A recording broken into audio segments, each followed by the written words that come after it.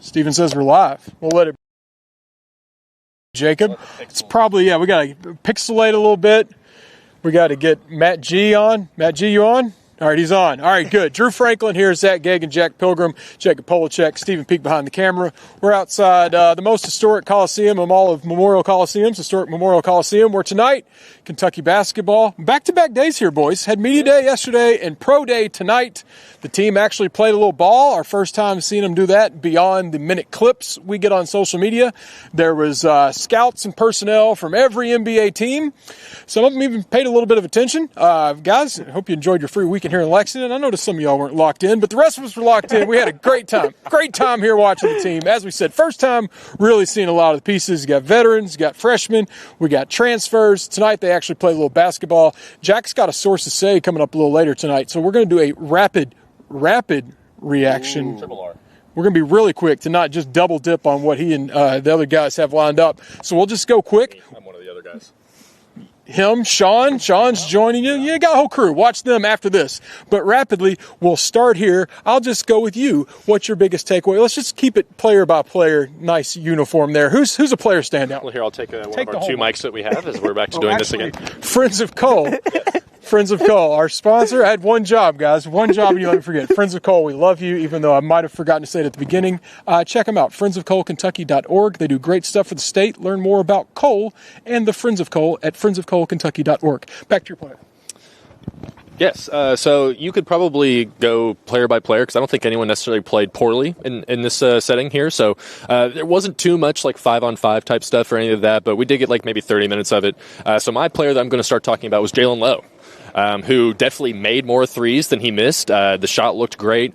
One of my main concerns with him is, how's the size going to stack up going into the SEC playing against guys like this? He had one play where he just bullied poor Colin Chandler into the basket and went up for an and-one that looked great. Running the floor really well, directing the offense. You could hear his voice out there as well. He had one play where he ripped Jasper Johnson half court and was literally like crawling over. I don't know if anyone else remembers. Was anyone watching as well? I was sitting next to you. Yes. We talked about it. Yes, we did. So he was like crawling on the ground trying to get these loose balls. So I was very impressed with what we saw from Jaylen Low. Kind of a big season for him coming up in terms of his NBA draft stock if he wants to get himself to that level.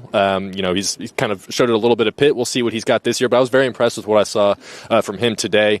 Like I said, it was some light 5-on-5 drills and things like that, but a lot of competitors on this team. I will say that, and Jaylen Low is near the top of that list. Do you think Pitt had a pro day? Is this his first pro day experience?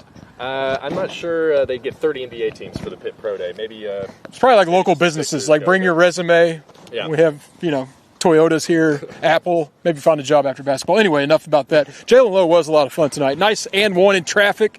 He's answering all the questions people have had so far. Who's your player of the game? Well, you brought up Pitt. I'm going to go with a guy that Kentucky beat Pitt for, Brayden Hawthorne, nice former transition. West Virginia commit. They got him late, and he's just such an intriguing player to me because he really got onto the scene really late in his high school career, and you just see all the tools, super long and athletic, and he can shoot the ball well, and I think that the development for him is key. I think he can be a really good long-term player, and I think he showed that today. Can we talk about him? Can I share him as my favorite player? As well. He's going to be really good in time. He's way too thin. Probably not going to see much of him this year. He's like thin. I don't know what he weighs, but it's lower than what it says. But he was hitting everything. Skilled, athletic. Once they put muscle on him, which won't be right away, I'll say maybe sophomore year, he's going to be great. I mean, you're basically, I think you said this, it's basically like having a recruit in next year's class already signed and working out with the team. I didn't say that, but I'll take it. Well, someone I was sitting by did. You can have it. Maybe Mario said it. But that dude's going to be playing a lot of good ball. Not this year probably, but he looked great tonight. Yeah, he might be my favorite long-term. I was actually mad when we were breaking up who's going to get who. That's who I wanted. I even had notes, and you took it. So we'll share him. Jack Pilgrim, who stood out to you?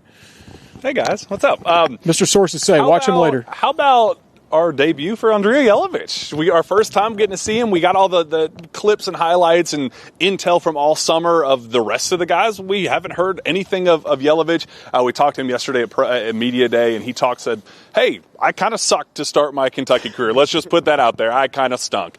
Just transition was very, very difficult, missing the first 8 weeks of summer workouts, and then something has clicked over the last week or so where he's like, oh, yeah, I did play professionally for 2 years, didn't I? I did get paid money, and like this is kind of what I do, right?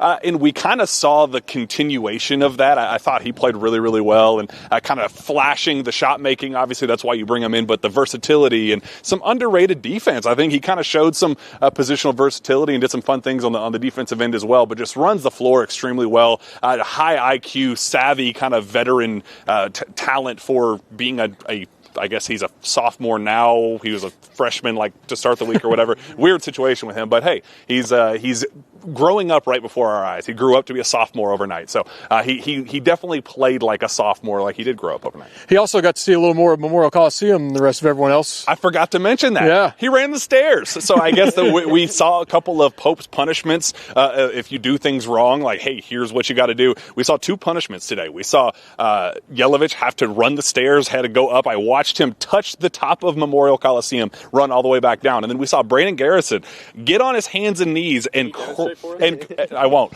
And there was a towel on Drew's hands, and he was moving the towel, essentially, and that's exactly what happened. A bear crawl the entire length of the floor I'm going to feel that.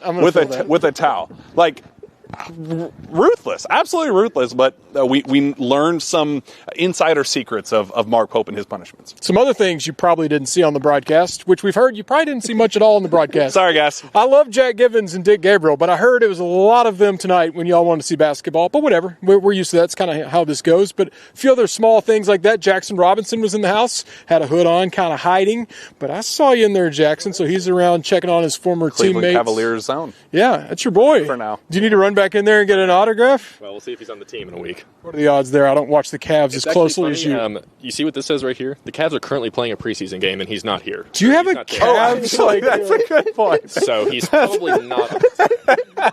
And you have like a home screen Cavs. Like, okay. Yeah, I would say he's probably not on the team since it's the first quarter. Unless you saw a different Jackson Well, Robinson. dang it. Jackson, we hope you make a team soon. It was good to see you here.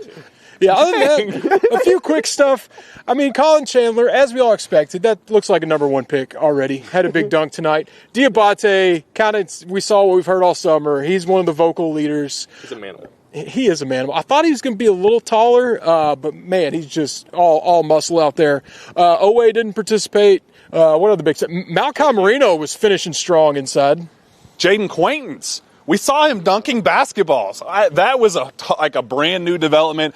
I was expecting him to maybe get some shots up, but then we saw him like in the big drills, dunking and like moving and passing and taking shots. I was like, well, that looks like a guy who is, what was Pope's wording, moving at a historic mankind pace for his ACL recovery. Hyperboles of all hyperbole on that. But hey, Jaden Quaintance, he looked good in his Kentucky uniform. Do we think there's hyperbole on all this Trent Noah talk? Because it is reaching levels that we don't really hear in the summer, the way they talk about him, almost like he's Bigfoot as a three-point shooter. If you ask his teammates, they will tell you he has not missed a shot all summer. I don't know that I saw him miss tonight. So is this hyperbole, or is he really as lights out as he seems? I think the one that I actually saw him miss in a live 5-on-5 setting was the one where he got fouled on by, I think, Brandon Garrison. So, yes, Trent Noah hit pretty much every shot that he took. I was really impressed with him. He's definitely trimmed down. Lost a lot of that baby fat from last year. Just had to do that. Had to be more competitive in the SEC and at Kentucky. So he looked great out there. Malachi Moreno, I think someone just mentioned him a second ago. He might have been my biggest standout of the whole event. He just looks much more comfortable, even better than he was 6 months ago when I was watching him play at Great Crossing. So big fan of him. Cam Williams blocked a three-pointer. That kid is a lot longer and bigger than I knew he was 6'8" or whatever, but that kid he's everywhere. He's long. He's hit a couple threes as well. So we could go up and down the whole roster and talk about him. Yeah, y'all are about to do that. Yeah, I'm just trying to keep it light. Yeah, no. I'm saving the hot take. This is where we toss it to sources say. Coming up, we don't have a specific time. They have to drive over to KS Bar. Steven probably got to charge a battery, get things fired up. But for a longer version of all this, probably like an hour, how long are y'all going to go? Sure, sounds Just good. stick around, Sounds fun. give them a little time. Got to get a little food in their belly, process all this. But many more takeaways are coming right here on this YouTube channel. Subscribe if you haven't already. To those of you there now that always join us for all our nonsense, from happy hours to Here Comes the Boom, football podcast, you name it. Thank you. Stay with us. Sources say coming up, and it's kind of basketball season, right? I mean, it's not really, but y'all know it is basketball season. Big Blue Madness coming up. It's exciting. More basketball content coming. Thank you. Go Cats. Thank you, Friends of Cole. Kentucky.org. Bye.